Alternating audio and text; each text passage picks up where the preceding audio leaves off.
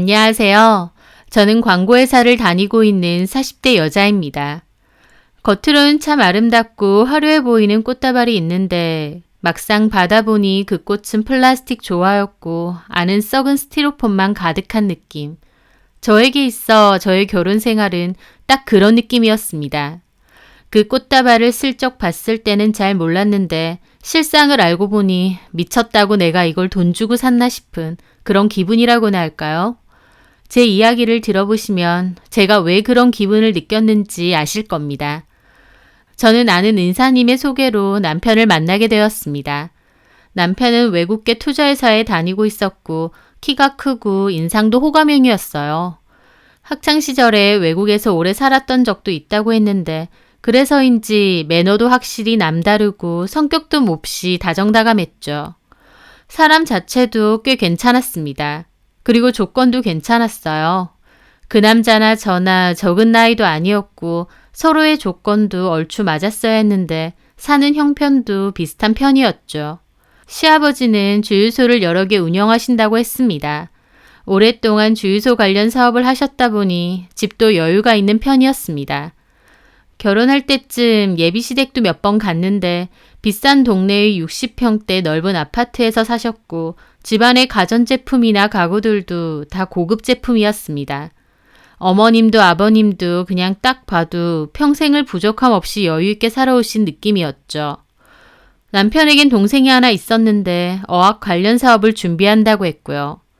저희는 1년 정도 연애를 하다가 자연스럽게 결혼 이야기가 나오게 되었습니다. 당연히 서로 호감도 있고 애정도 있었지만 남편이나 저나 사랑 하나만 바라볼 만큼 적은 나이도 아니다 보니 당연히 서로의 조건도 맞춰볼 수밖에 없었습니다. 기본적으로 사는 형편이 비슷했고 여러 조건도 잘 맞았어요. 그렇게 결혼 준비는 수월하게 진행되는 듯 했는데 문제는 저희 신혼집 준비를 할 때였습니다. 처음에는 시댁에서 집을 해주신다고 했어요. 그래서 제가 들어갈 혼수와 더불어 시어머니께서 원하시는 값비싼 예단도 다 해가기로 했죠. 그런데 그때쯤 아버님 사업에 문제가 좀 생겨서 해주시기로 한 집이 좀 어렵게 됐다는 겁니다. 이미 집 계약은 끝난 상태에서 그 얘기를 하시는 바람에 결국 남편과 저희 집 돈을 합쳐 집을 하게 되었습니다. 하지만 그땐 그저 아버님 사업이 힘들어지셔서 걱정이 많으시니까 빨리 잘 해결됐으면 좋겠다 정도로 생각했어요. 그런데 결혼하고 얼마 지나지 않아서 시댁의 형편이 제가 생각했던 것과는 많이 다르다는 것을 알게 되었습니다. 많이 다른 정도가 아니라 작정하고 말을 안 했나 싶을 정도로 제가 아는 것과는 많이 다르더군요. 아버님은 사업에 문제가 생긴 지 오래라 결국 운영하시던 주유소 중 한 군데를 빼고는 전부 다른 사람에게 넘기게 되었어요. 나중에야 안 일이지만 사업에 문제가 생긴 지는 꽤 오래된 일이라고 하더라고요. 이미 저랑 남편이 연애할 때부터요. 당연히 결혼 전 저는 그런 말은 전혀 못 들었습니다.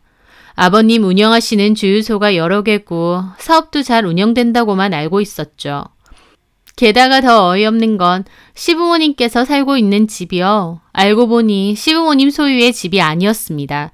원래는 시부모님 소유의 집이 맞았는데요. 아버님 사업에 문제 생겼을 때 진작에 그 집은 팔았다는 겁니다.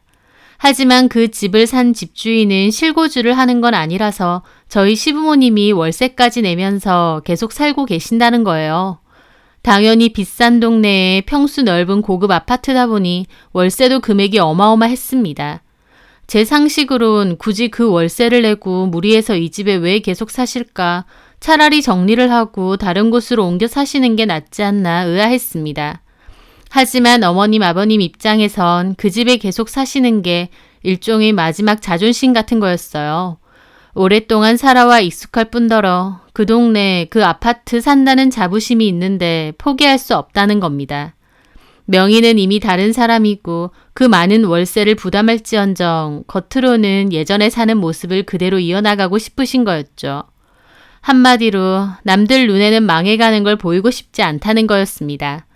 그런 식으로 저희 시댁 식구들은 허영도 꽤 큰 편이었죠. 그리고 시동생은 어학 관련 사업을 준비한다고 했었고 저도 그런 줄 알았어요. 근데 저희가 연애 후 결혼을 할 때까지도 시동생 사업은 진전되는 게 별로 없었습니다.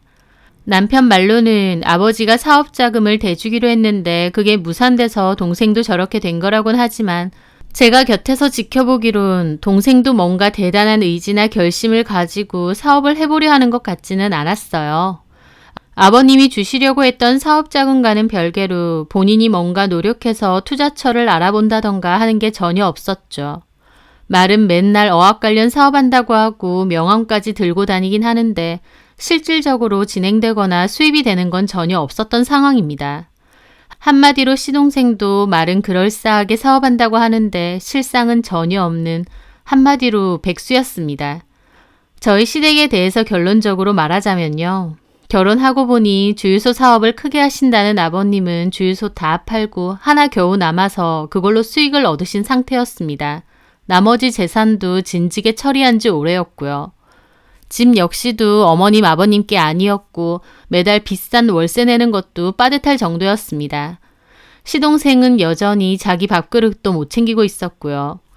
결혼하고 얼마 지나지 않아 그 모든 사실을 알았을 땐 당황스럽기도 하고 마음 한켠엔 괘씸한 마음도 당연히 있었습니다.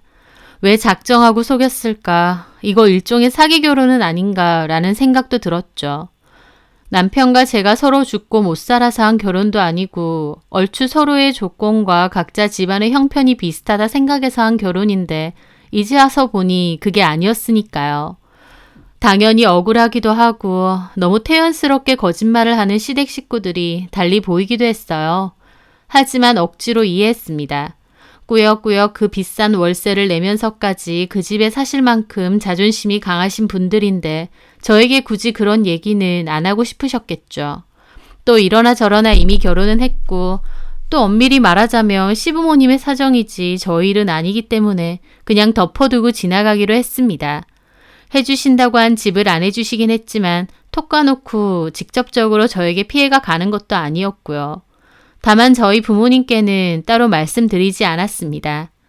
남편이 잘못한 문제도 아니고 집안이 저렇게 된 걸 어쩌겠나 싶어서 저도 그냥 마음 붙잡고 살기로 한 거였죠. 남편은 여전히 저에게 잘했고 다정하고 능력 있는 사람이었으니까요.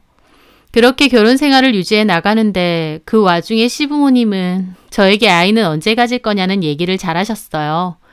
저도 아이를 가질 생각은 있었기 때문에 차근차근 준비를 하겠다고 했죠.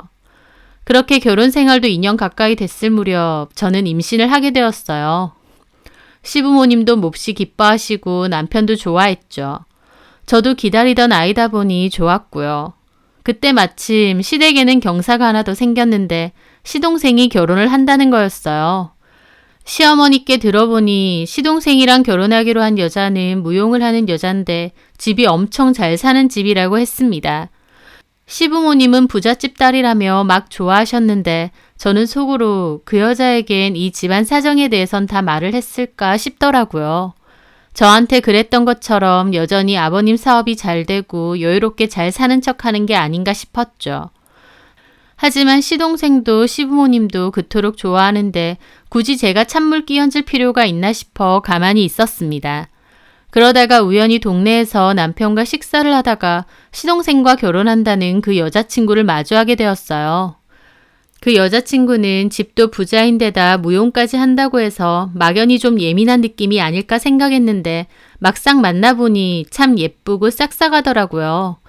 아직 결혼도 안 했는데 벌써 저한테 형님이라고 부르기도 하는데 구김살 하나 없이 천진하게 참 잘 컸구나 싶은 그런 친구였습니다. 시동생 여자친구를 보기 전까진 저도 별 생각이 없었는데 막상 알고 나니까 저도 좀 미안해지는 게 있었어요. 시댁 식구들과 한통속이 되는 기분이었으니까요. 그래서 남편에게 말했죠. 결혼한다는 도련님 여자친구는 우리 집 사정을 다 알고 있느냐고요. 하지만 남편은 도리어 어리둥절해 하더라고요. 우리 집 사정? 뭘 알아야 되는데?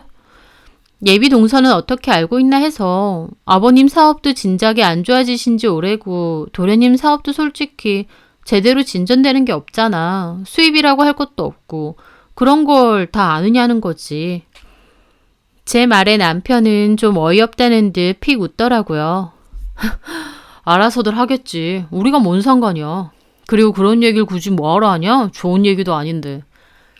저는 남편의 말에 저런 마음가짐으로 나한테 제대로 말 안 했구나 싶었습니다. 예비동선의 집은 엄청 잘 산다며. 우리 시댁도 얼추 비슷할 줄 알 거 아냐. 에이, 지들 좋아서 결혼한다는데 뭐. 톡 까놓고 결혼할 땐 적당히 다들 속여. 근데 자기 은근히 속물적이네? 남편은 그러면서 오히려 저를 속물이라고 깎아내리는 겁니다. 어이가 없더라고요. 속물은 집 포함해서 시댁 식구들이 더 속물 아닌가요? 예비동선의 집 잘 사는 집이라고 그렇게 좋아해놓고 말이죠. 그런 게 아니라 결혼까지 할 거면 서로 집 형편이나 경제 상황은 제대로 오픈이 되어 있어야 되는 게 아닌가 그 말이지. 서로 속이는 게 없어야지 나중에 오해도 안 생기고. 속이다니. 무슨 그렇게 거창하게 말을 해. 100%다 얘기하는 집이 어딨다고. 적당히 좋게 좋게 말하는 거지. 재용이 사업도 그래. 제대로 시작하려던 거 우리 아빠가 사업 자금 못 대줘서 흐지부지 된 거잖아.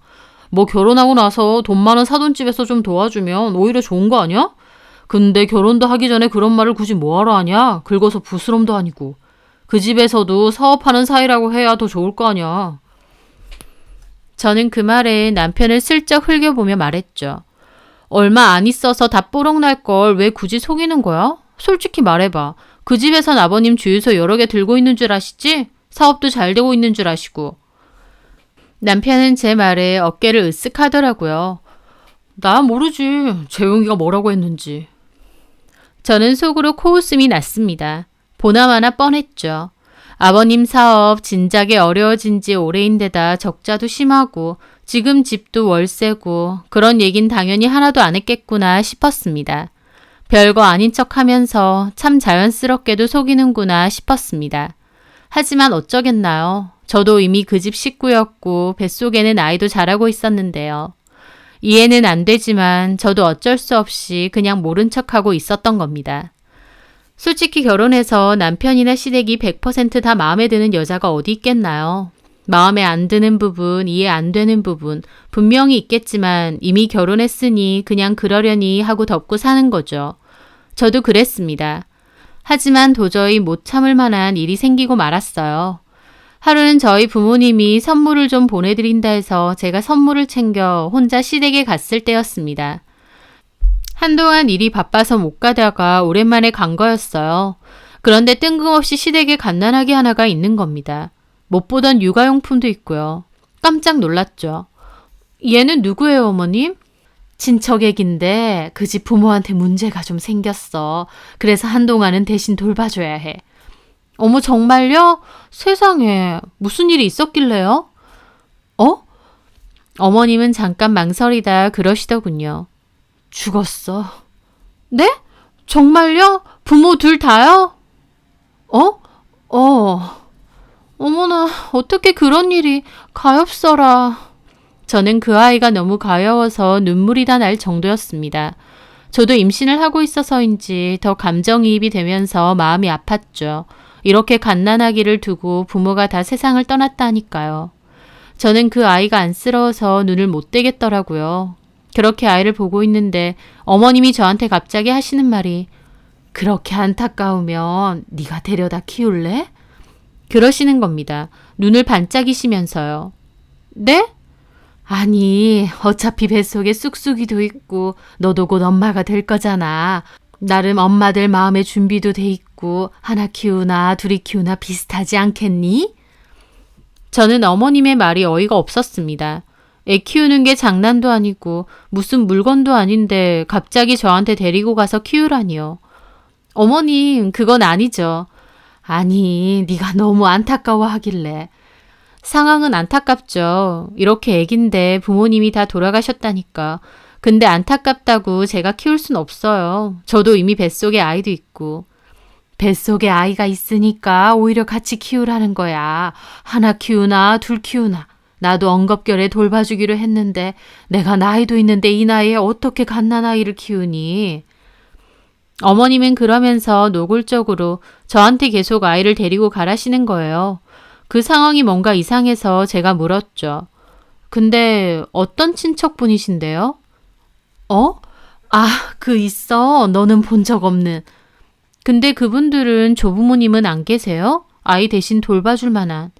없다니까. 그런 상황이 안 되니까 내가 데리고 왔지.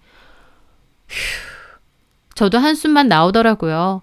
하지만 아무리 그렇다고 해도 제가 덥석 이 아이를 데리고 가서 키운다는 건 말이 안 됐습니다. 저는 그날 집으로 와서 그 얘기를 남편에게 했더니 남편도 이미 알고 있더라고요. 어머님, 아버님이 아이를 돌본다는 것을요. 저는 그런 일은 왜 나한테는 말 안 했을까 싶기도 했습니다. 그런데 남편이 뜬금없이 저한테 근데 있잖아. 나도 봤는데 그 얘기 너무 안쓰럽더라. 게다가 엄마 아빠도 힘들어하시고 엄마 아빠가 안 돌보면 꼼짝없이 보육원이라도 가야 될 판인데. 근데 요새 일부러 형제도 만들어주는 판에 우리가 키우는 건 어떨까? 미쳤어? 저는 어이가 없어서 물었죠. 아니, 어머님이나 당신이나 왜 그러는 거야? 애기 키우는 게 장난이야? 그냥 데리고 와서 적당히 키우면 끝인 게 아니잖아. 한번 데리고 오면 우리 눈 감을 때까지 책임지고 보살펴야 돼. 근데 우리 자식도 아니고 잘 모르는 생판 남의 아기인데 그게 쉬운 일이야? 더군다나 뱃속에 우리 쑥쑥이도 있는데. 아니, 내 말은 일부러 형제도 만들어주잖아. 애한테도 형제가 있는 게 얼마나 좋은데. 그 아이랑 우리 뱃속의 쑥쑥이랑 형제가 아닌데 무슨 형제를 만들어주면 된다는 거야. 잠깐. 저는 그렇게 말하다가 이상한 생각이 들었습니다. 남편이 왜 갑자기 남의 애를 이렇게 적극적으로 키우자고 하나 싶었죠. 상황이 이상하잖아요. 갑자기 시댁에는 못 보던 갓난아기가 생겼는데 저는 아예 그 사실을 모르고 있었고 남편이나 어머님은 그 애를 우리가 키우는 게 어떻겠느냐 하시고 저는 그 순간 심장이 덜컹 하더라고요. 자기 뭐야? 어? 뭐가? 설마 아니지? 뭐가 아닌데? 그 애기 말이야. 왜 자꾸 우리가 데리고 와서 키우자고 하냐고. 설마. 제 말에 남편은 자리에서 벌떡 일어나 손사래를 쳤습니다. 미쳤어? 뭔 생각을 하는 거야? 나는 그냥 안쓰러워서. 우리도 이제 부모가 될 건데 좋은 마음으로 그 애도 걷어들이면 어떻겠느냐 그런 거지. 아, 그걸 그렇게 생각하냐? 와, 너는 참. 남편은 그러면서 허둥지둥 자리를 떠났습니다. 하지만 저는 남편의 그런 태도가 더 수상쩍었죠. 그날 밤 가만히 생각을 해봤어요. 어머님은 친척 아기라고 했는데 어떤 친척인지는 정확히 말도 안 해주시더군요. 제가 모를 정도면 그렇게 가까운 친척도 아닌 것 같은데 근데 아기를 덥석 데리고 온다는 것도 뭔가 말이 안 되고 이상한 상황이었죠. 아이 키우는 게 그렇게 쉽고 간단하게 결정할 일도 아닐 텐데요. 저는 수상한 마음을 가지고 남편의 핸드폰을 몰래 뒤져봤습니다. 핸드폰에는 별다를 건 없었어요. 다만 좀 수상한 건 있었죠. 제가 찾다가 남편이 시부모님께 돈을 보낸 출금 내역도 찾게 되었거든요. 저는 남편의 공인인증서 비번도 알고 있었고 이것저것 찾다가 은행 내역까지 뒤지게 되었는데 확인을 했더니 두어 달 전부터 시부모님께 돈을 보낸 거였습니다. 저한테는 말 한마디 없이요. 그 전까진 따로 시부모님께 돈을 보내드린 적이 없었는데 갑자기 돈을 보내드린 게 좀 이상하더라고요. 그렇게 적은 액수도 아니었고요. 저는 직감적으로 그 돈이 왠지 시부모님이 데리고 있는 아이랑 상관이 있는 것 같았죠. 어차피 남편에게 따져 물어봤자 제대로 말할 것 같지도 않았고 제가 찜찜하게 느낀 점에 대해서 확실히 짚고 넘어가야겠다 싶었습니다. 그래서 저는 시댁에 갔을 때 그 아이의 머리카락을 몰래 챙겼습니다. 시부모님은 그날은 저희 보고 아이 데리고 가서 키우면 안 되겠느냐 그런 소리는 안 하시더라고요. 그냥 나이 들어 육아를 하려니 너무 힘들다 앓는 소리만 많이 하셨고요. 저는 몰래 챙긴 아이의 머리카락과 남편의 머리카락으로 유전자 검사를 의뢰했습니다. 사실 의뢰를 할 때만 해도 설마 아니겠지라는 마음이 훨씬 컸어요. 찝찝한 마음에 해보긴 하지만 그럴 리 없다고 생각했죠. 며칠 뒤 검사 결과를 받아볼 수 있었습니다. 검사지를 뜯으면서까지 내가 너무 오버하는 건가 라는 생각도 있었어요. 이 사실을 남편이 알게 되면 얼마나 나한테 난리칠까 싶기도 하고요. 하지만요. 막상 검사 결과를 열어본 저는 극도의 충격을 받았습니다. 그 아이가 정말 남편과 친생 관계가 맞았으니까요. 설마 하는 마음으로 의뢰는 했지만 아니라고 믿었는데 진짜로 그 아이는 남편의 아이였던 겁니다. 생각지도 못한 결과에 저는 심장이 멎는 줄 알았습니다. 너무 충격을 받았던 터라 그대로 다리에 힘이 풀려서 주저앉았죠. 친생 관계가 맞다는 그 결과를 다시 보는데 심장이 벌컥벌컥 뛰다가 확 조여지는 느낌이 나는 겁니다. 그런 느낌은 살면서 처음이었어요. 저는 겨우 심장을 부여잡고 진정을 하려 했죠. 그러면서 떨리는 손으로 남편에게 전화를 했습니다. 왜? 지금 집으로 와. 갑자기? 왜? 오라면 와! 저는 터질 것 같은 기분으로 화를 냈습니다. 왜 이래? 내가 지금 뭘 본 줄 알아? 어머님 댁에 있는 그 애, 당신 애지? 그게 무슨... 내가 다 알았거든. 설마해서 유전자 검사했는데 당신애 맞네. 미쳤어 진짜? 얘 누구야 도대체? 그 순간이었습니다. 극도로 흥분한 제가 전화에 대고 마구 화를 내는데 갑자기 배가 확 뭉쳐지는 겁니다. 저는 배가 너무 아파서 그대로 폰을 떨어뜨렸어요. 여태까진 그런 적이 없었는데 배가 정말 심하게 땡기고 아파왔습니다. 저는 직감적으로 뱃속의 아이가 위험하다는 생각이 들었어요. 그래서 일단 병원부터 가야겠다 싶어서 차키를 들고 밖으로 나왔죠. 병원 가는 길에도 배가 너무 아파서 식은땀을 계속 흘리고 땀 때문에 온 옷이 다 축축하게 젖을 지경이었습니다. 가다가 이대로 기절하면 어떡하나 걱정이 됐죠. 그렇게 벌벌 떨며 병원 앞에 주차까진 했는데 그 기억이 안 나는 겁니다. 나중에 정신이 들고 나서 보니 제가 주차 후에 핸들 앞에서 그대로 기절을 한 걸 주차요원분이 발견했다고 하더라고요. 급히 병원으로 옮겼지만 아이는 결국 유산이 됐습니다. 나이도 있다 보니 병원에서 조심하라고 하긴 했는데 결국 큰 충격을 받고 아이가 유산이 된 거였죠. 남편이 밖에서 나온 아이가 있다는 소식에 정작 제 아이는 유산이 된 겁니다. 입원실에서 정신을 차려보니 저희 부모님과 남편, 시어머니가 와 계시더군요. 남편이 괜찮느냐 어쩌냐 하는데 그 면상이 꼴도 보기 싫어서 그대로 싸다기를 날렸어요. 저희 부모님도 왜 그러냐고 저를 뜯어 말리셨는데 저도 울면서 남편에게 밖에서 나온 애가 있다고 현재 시어머니가 키우고 있다는 이야기를 했어요. 저희 부모님 기함하시고 어머님과 남편은 어쩔 줄 몰라 하더군요. 애가 있다니! 장서방 미쳤나? 잘못했습니다, 장모님. 이게 잘못했다고 그냥 없어질 일이야? 그리고 그 애를 지금 사부인께서 키우신다고요? 그게요, 실은 죽은 친척이라면서 나더러 애 데리고 가서 키울 생각 없느냐 그러시는 거야. 남편도 그러고 뭔가 이상하더라고. 설마 해서 검사했더니 진짜 저 사람인 거야. 저는 흐느껴 울었고 저희 아빠 그대로 뒷목 잡고 의자에 주저앉았습니다. 남편은 그 순간 무릎 꿇고 잘못했다고 빌었고요. 어떻게 된 건지 다 얘기해 보라니까 남편이 눈치 보며 한다는 소리가 1년 전에 회식하고 팀원들이랑 나이트를 갔답니다. 거기서 한 여자를 만나 실수를 했는데 몇 개월 뒤에 그 여자가 갑자기 부른 배를 안고 찾아와서 임신했다고 하더랍니다. 남편은 돈 주면서 수술하라고 했고 그 여자도 분명 알겠다고 했는데 그 후에 연락이 두절됐다가 갑자기 애 낳았다면서 남편 회사 앞까지 찾아왔다는 거예요. 남편은 일단 아이를 시댁에 데리고 갔고 그렇게 시부모님께서 키우게 되신 거랍니다. 다만 애한테 들어가는 돈이나 수고비 명목으로 남편이 시부모님께 돈을 매달 보내드린 거고요. 그러면서 남편은 지도 억울하다면서 한다는 소리가 분명히 지우겠다고 그랬어. 나도 수술비 넉넉하게 줬고. 근데 그 여자가 갑자기 애를 안고 찾아올 줄 어떻게 알았겠어. 나도 당한 거야. 저는 저런 개소리를 잘도 하는 남편 싸대기를 한 대 더 올려붙이고 싶어서 침대에서 뛰어내리려다 엄마가 겨우 말리시더라고요. 나도 당해? 당신이 피해자야? 아내 놔두고 다른 여자랑 그러고 다닌 거 자체가 이미 잘못 아니야? 당신은 가만히 있는데 그 여자 갑자기 당신 애를 임신했어? 진짜 실수였어. 술을 너무 먹었고.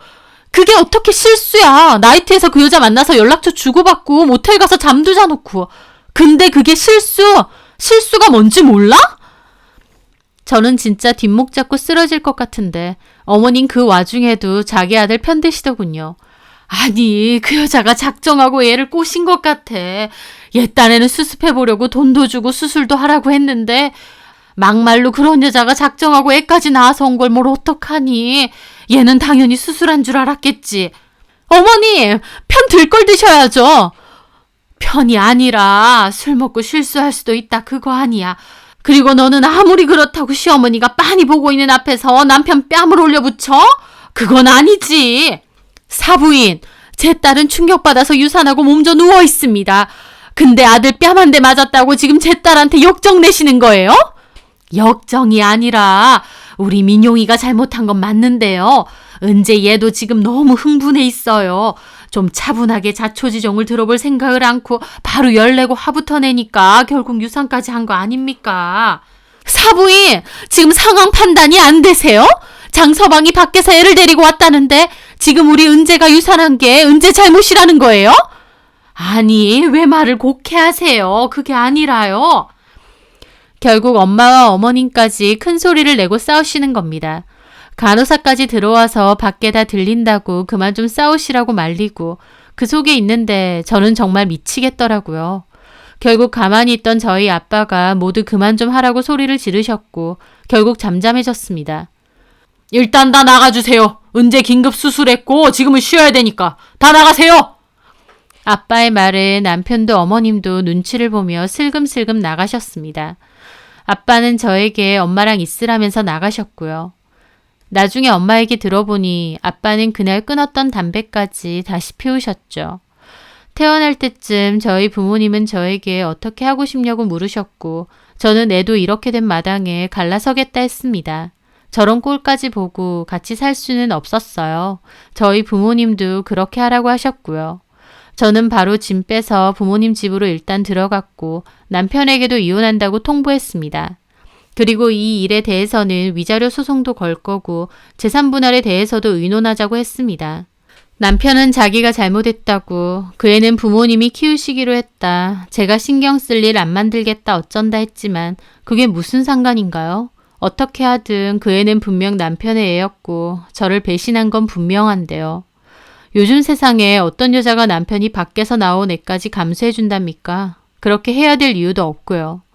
저는 다 필요 없고 이혼에 관한 이야기만 하자고 했습니다. 하지만 협의점을 찾지 못해 결국 소송까지 하게 됐어요. 행복하려고 한 결혼인데 남편이 밖에서 나온 애까지 보고 이혼 소송하고 참 서글프고 힘들더라고요. 그런데 그 와중에 참 어이없는 전화까지 받아야 했습니다.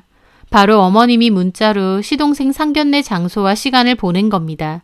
저는 처음에 잘못 보내신 줄 알았어요. 그래서 그냥 무시했는데 얼마 뒤 전화가 와서 시동생 상견례 하는데 와줄 수 있냐는 겁니다.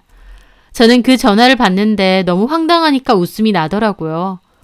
저한테 잘못 보내신 게 아니었어요? 그래. 저 지금 민용 씨랑 이혼 소송 중이에요. 까먹으신 거 아니죠? 알아. 내가 그런 걸 까먹니? 근데 가족 상견례인데 네가 안 오면 그 집에서 영 이상하게 생각할 거 아니야.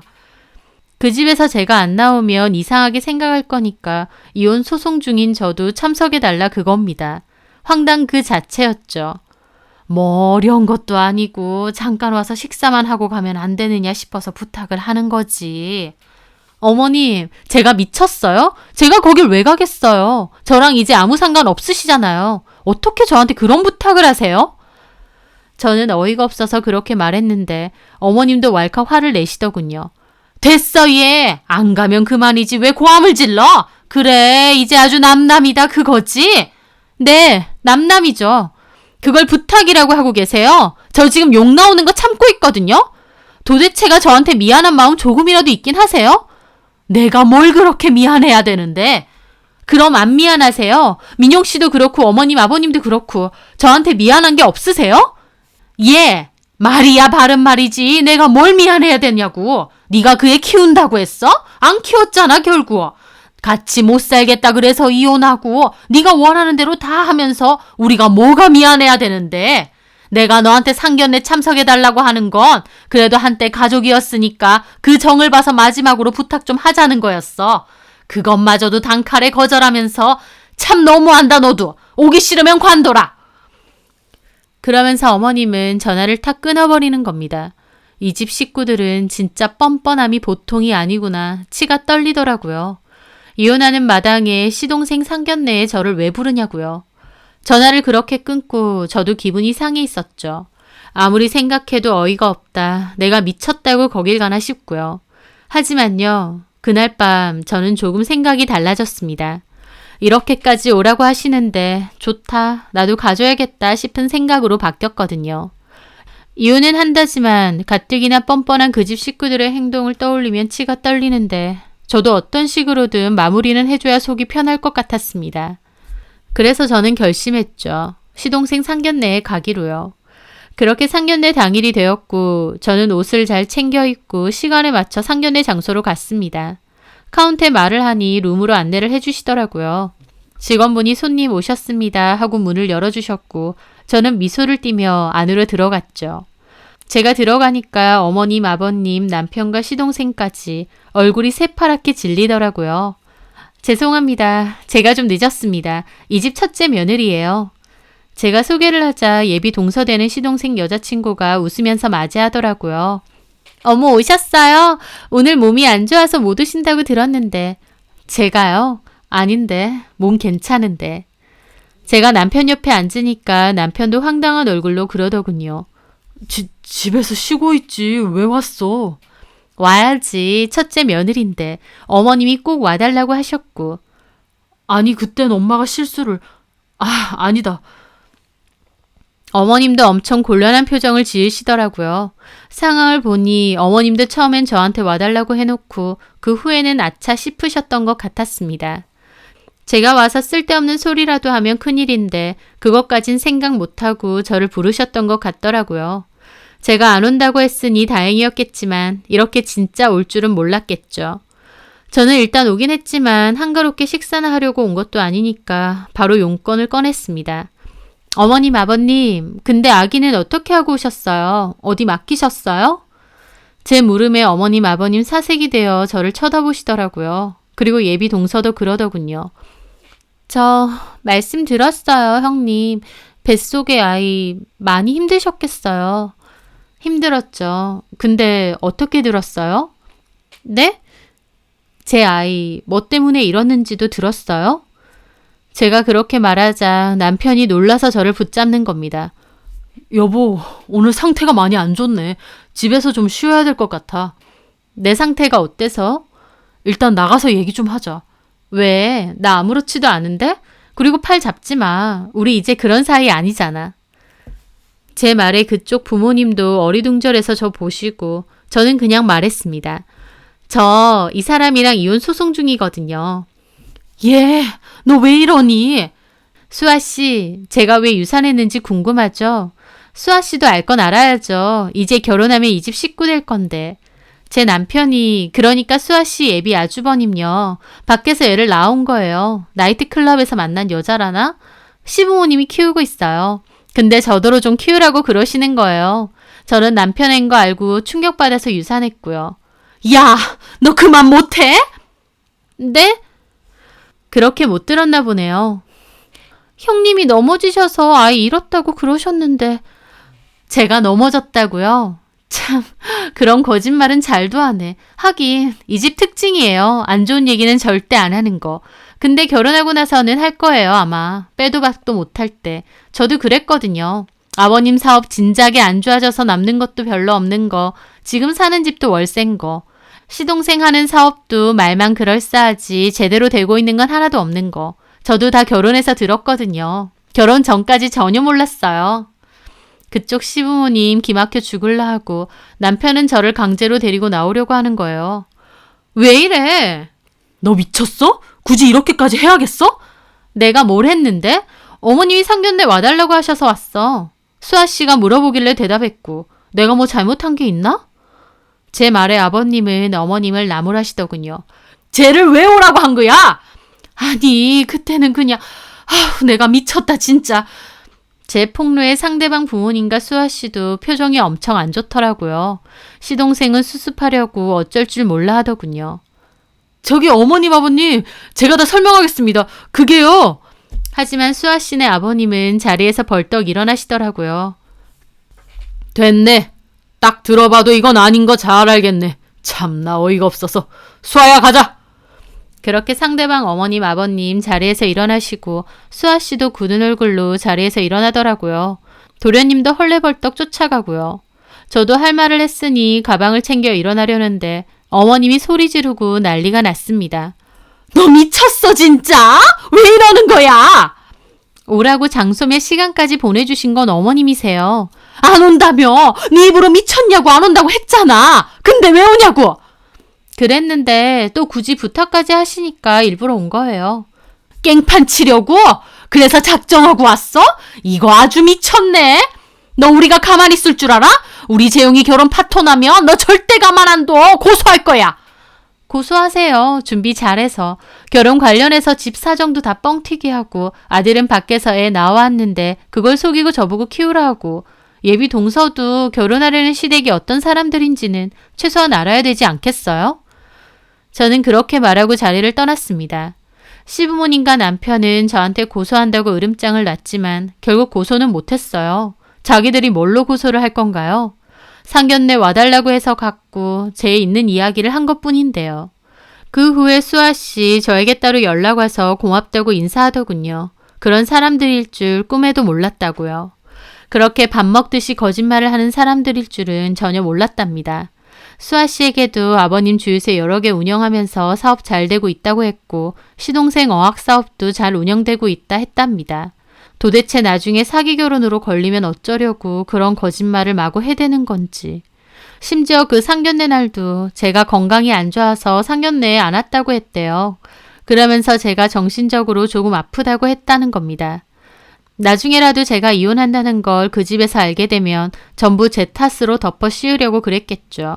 참 거짓말에 있어서는 끝까지 징글맞은 집구석이었습니다. 수아 씨는 저한테 그 모든 사실을 알려줘서 고맙다고 했지만 저는 사실 저에게 고마울 필요는 없다고 했습니다.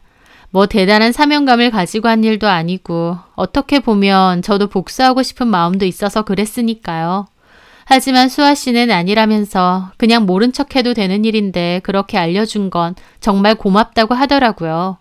사실 수아 씨가 너무 괜찮은 사람 같아서 알려주고 싶은 마음도 컸어요.